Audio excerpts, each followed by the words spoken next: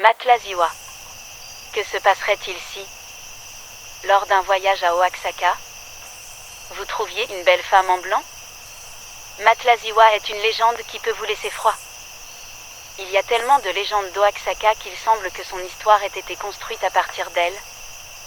Assis à la porte d'une maison, où les familles se réunissent pour parler de leurs croyances tous les soirs. C'est le charme qui est encore apprécié dans certaines villes d'Oaxaca dans la Sierra Norte. Mais c'est qui Matlaziwa? Certains disent qu'elle est un être mythologique. D'autres disent qu'elle est une belle femme. Peut-être qu'elle pourrait simplement être une âme perdue à la recherche de quelqu'un pour lui dire que elle n'appartient plus à ce monde terrestre. La vérité est que lorsque vous vous asseyez et que vous écoutez l'habituel Matlaziwa, vous l'emportez. Ce n'est qu'une partie de la langue populaire d'Oaxaca et c'est aujourd'hui un dicton qui a traversé la ligne du temps. Il s'avère que dans le passé, si un charreau ou un quatrain d'Oaxaca a disparu de sa maison et sans laisser de traces pendant environ 3 jours, la conséquence naturelle était qu'il avait été retrouvé plus tard dans un fourré ou avait été jeté au fond d'un ravin. Tout cela étant l'œuvre de Matlaziwa. Une illusion ou une sorcière. Femme qui s'en mêle était le sens de la femme dans le dialecte zapotèque. C'était une jolie dame, vêtue de blanc, avec de longs cheveux et un beau visage.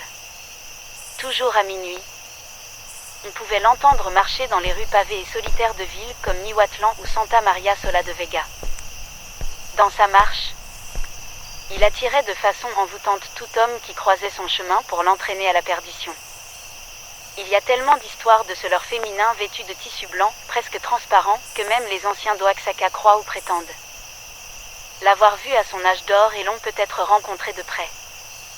Légende selon la croyance du siècle dernier, lorsque l'éclairage des rues était encore obtenu avec des bougies à pas, dans la ville d'Oaxaca, il y avait un général qui était allé à une fête avec des amis et ils étaient accompagnés de ces musiciens de rue qui montent dans toutes les taupes.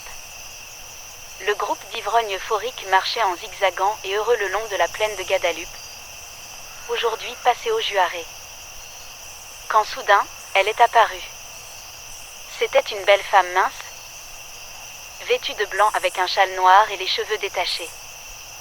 Aux yeux de tous, elle adresse un signal irrésistible aux soldats, bien connus pour ne pas avoir peur de l'ennemi en temps d'intervention française. Comment pouvait-il refuser d'écouter la belle dame? Poursuivi par ses charmes, le général disparut après avoir suivi la femme et s'éloigna sous les yeux de tous comme s'il était entraîné par l'image. En ce moment, tout le monde courait en se dispersant partout. La Matlaziwa. Le Matlaziwa. Matlaziwa l'a emporté. Ils ont crié en même temps qu'ils ont commencé le jeu, laissant leur couverture, guitare et bouteilles. Sûrement même l'ivresse qu'ils ont oubliée en fuyant et en se perdant dans l'obscurité des rues. Ils disent que quelques jours plus tard, le général a été retrouvé en disgrâce, sous le pont où coule la rivière Jalatlaco, près du Panthéon. Son malheur aurait été dû à un passage à tabac par des personnes qui avaient été complices de cette belle mais fausse vision. L'as-tu vu?